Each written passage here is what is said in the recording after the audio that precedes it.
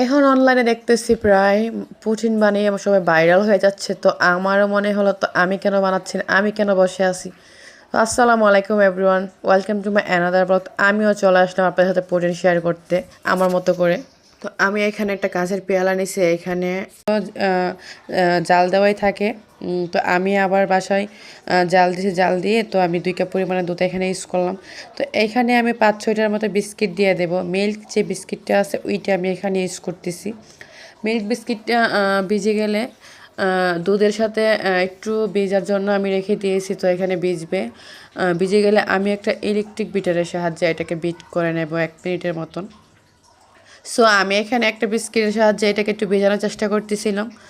তো বিস্কিটটা ভিজেই গেছে, এই যে ভিজে গেছে, তো এটা নরম থাকার কারণে ভিজে গেছে। তো আমি এখানে একটা ইলেকট্রিক বিটারের সাহায্যে আমি এটাকে এখন বিট করে নেব 1 মিনিটের মতন।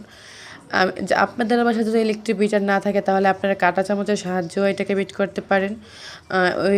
এই ক্ষেত্রে উইটা দিয়ে একটু সময় লাগে বেশি, তো ইলেকট্রিক বিটার দিয়ে বিট করতে এত একটা সময় লাগে না, খুব সুন্দর একটা স্মুথ ব্যাটার হয়। তো আমি আমার ইলেকট্রিক বিটার দিয়ে বিট করতেছিলাম, 1 মিনিটের মতো বিট করছি। তো লো স্পিডে বিট করতে হবে, স্পিড বাড়ানো যাবে না। তারপরে আমি এখানে 2টা ডিম ভেঙে রাখছিলাম আগেই, তো আমি এখানে 2টা ডিম দিয়ে আবারও 1 মিনিটের মতো বিট করে নেব। আপনারা চাইলে এখানে হাঁসের ডিমটা ইউজ করতে পারেন, হাঁসের ডিম ইউজ করলে আরও ভালো হয়, প্রোটিনটা আরও সিল্কি হয়। তো আমার কাছে হাঁসের ডিম ছিল না, বিধায় আমি এখানে মুরগিরটা ইউজ করছি। এখানে নর্মাল টেম্পারেচারের ডিম এখানে ইউজ করতে হবে। ফ্রিজে রাখলে ফ্রিজে যারা ডিম থাকে, তো আপনারা ফ্রিজের থেকে ডিমগুলো আগেই নামিয়ে রাখবেন। তো এখানে আমি দুইটাকে একদম ভালোভাবে মিক্স করতেছিলাম।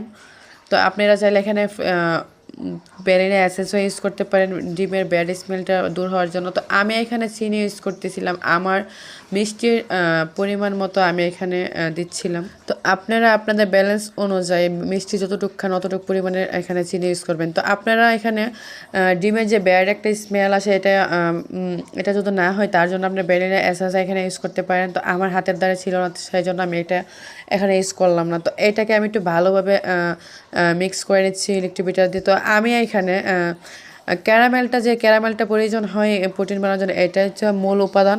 তো আমি আগে এটা বানিয়ে রাখছি, তো ক্যারামেল কমবে সবাই পারে বানাতে, তো আমি এটাকে বানিয়ে রাখছি। তো আমি এখানে যে আপুদের ক্যারামেল হয় না পারফেক্টলি, তারা কি করবেন, চিনি পরিমাণ মতো দিয়ে এখানে এক টুকরো লেবুর রস চিপে দিবেন, তাহলে ক্যারামেলটা আর জমাট বাঁধবে না, সুন্দরভাবে হয়ে যাবে।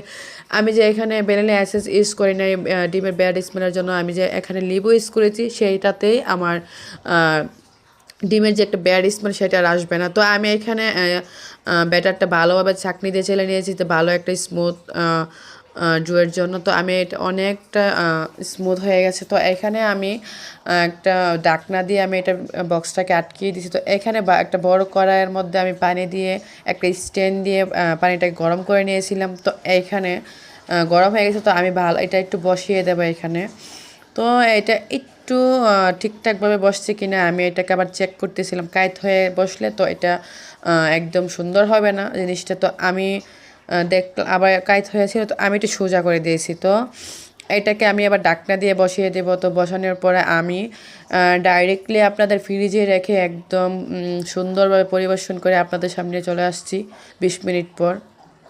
এই যে আমি চলে আসলাম, আমি এটাকে 15 মিনিট বা 20 মিনিট এরকমের মতো আমি ফ্রিজে রেখেছিলাম। তো দেখেন আমি খুব সুন্দরভাবে এটাকে একদম উল্টিয়ে নিচ্ছি একটা ডিশের মধ্যে। তো এই যে আমার ফাইনাল লুক, এই যে আমার প্রোটিনটা। আপনারা সবাই বাসার মধ্যে এভাবে প্রোটিন তৈরি করে দেখবেন একবার হলেও। আমার প্রোটিনটা কেমন হয়েছে আপনারা সবাই কমেন্টসে বলে যাবেন। এই যে আমার প্রোটিনটা অনেক টেস্ট হয়েছে খাইতে, আমার কাছে পার্সোনালি অনেক ভালো লাগছে। আপনাদের কাছে কেমন লাগছে আপনারা কমেন্ট করে সবাই বলে যাবেন। পরবর্তী ভিডিওর জন্য পাশে থাকবেন, সবাই ভালো থাকবেন।